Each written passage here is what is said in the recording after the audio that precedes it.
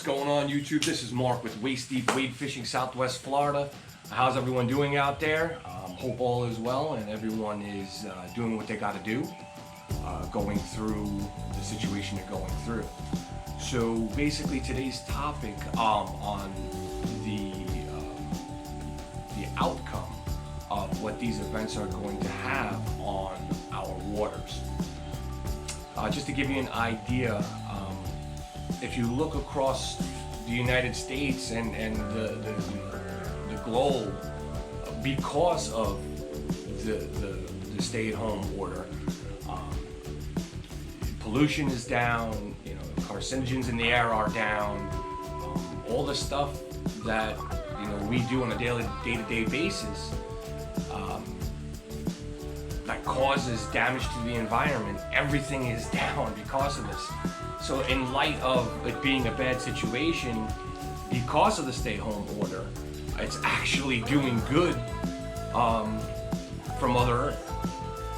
So today's topic is going to be how the impact of this is going to affect the fisheries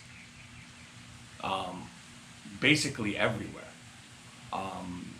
So to begin, just to give you an idea, a lot of the commercial fishermen that are out there are not working right now.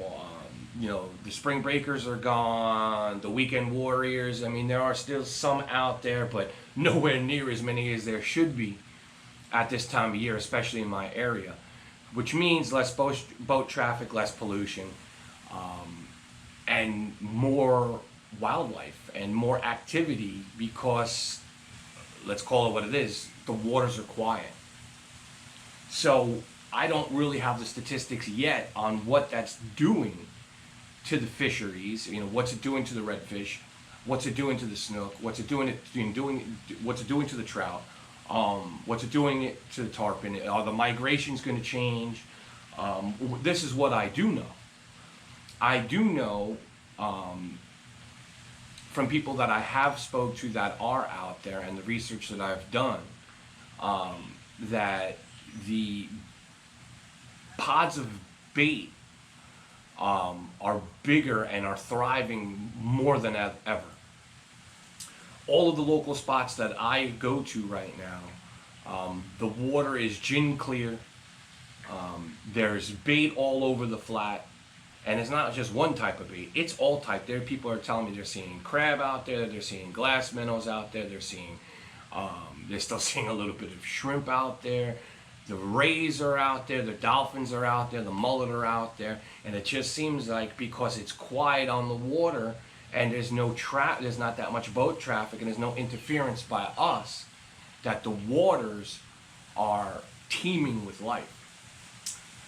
So what that is going to bring to us in the next, let's say, 2 months, I'm hoping that this will be lifted within, the stay-at-home order will be lifted by at least June, so we can get back out there and fish, like we regularly do. I could go fishing right now. I could go out there. I just don't want to risk it. I'd rather stay home, be safe, be with my family till this is all done, and I can go out there and feel confident that I'm not going to catch any unwanted illness.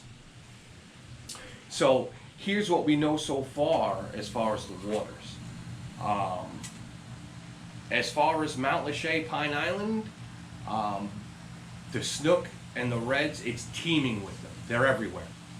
There's reds all over the mangroves. There's snook all over the bridges. I haven't got any reports of any big snook down near Big Carlos Pass. The ledge is still holding small snook, tons of trout.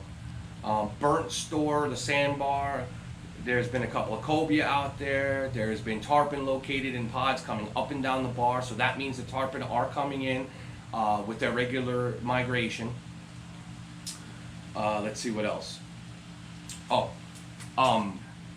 As far as Sanibel and the beaches, well, they're closed right now. Most of the piers are closed, so I don't have any reports about that.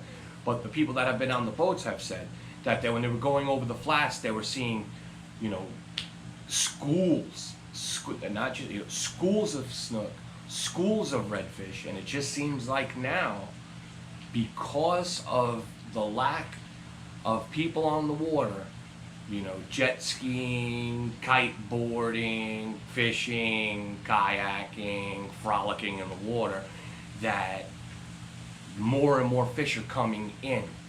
More and more fish are closer to shore. They're in the areas that they weren't in, you know, 10 years ago. In the numbers that they you know, the numbers that they're seeing now are like the numbers they saw 10 years ago.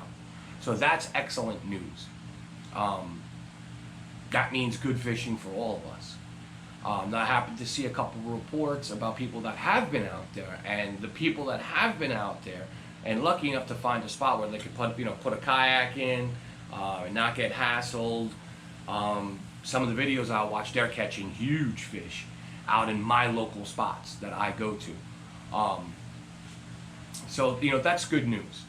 And that you know, leads us to believe that, you know, with a little bit of patience and a little bit of understanding of what's going on, when we finally do get back out there, you know, we have to make sure that we don't take advantage of this opportunity of having all these fish around and, you know, the accessibility. Let's learn from this, and let's keep in mind that, you know, practice catch and release right now. Get the fish populations up, and we're gonna see when this is all said and done, you know, just 1 or 2 months of conservation is gonna do, you know, 1 or 2 years of changing the way the fishing is.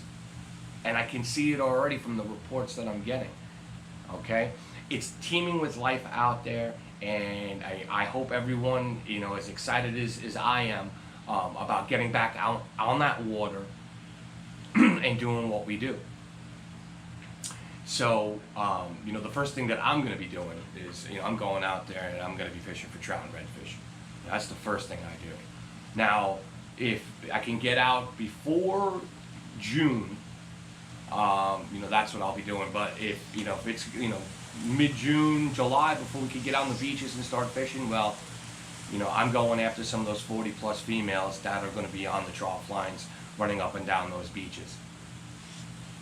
So I just wanted to put that out there. It's a quick video. You know, I'm going to leave all my links in the description. You can find me on Facebook, Instagram, Twitter. Leave a message, leave a comment. You know, feel free if you've got an idea that you want to throw out at me or something that I haven't discussed, put it down in the description, and I will get back to you. I will be putting out a video here shortly on a new sponsor of mine, on some new soft paddle tails that he's designed. He's from Louisiana, so he specializes in trout and red fishing. And stay tuned for that, because that's going to be pretty interesting.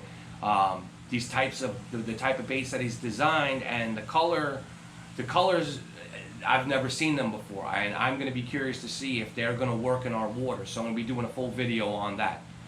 But till then, be safe, be happy, keep yourself busy while we're stuck on this lockdown.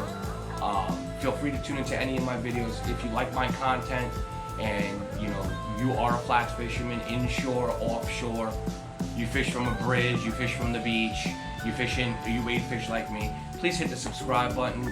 Please like and share the video. Pass it on to a friend. Help me grow the channel and be a part of the Waist Deep family over here in Southwest Florida. So till then, my name is Mark. Hats off to you. Be good. Get out there and get yourself a yellowmouth, and I'll see you on the next video.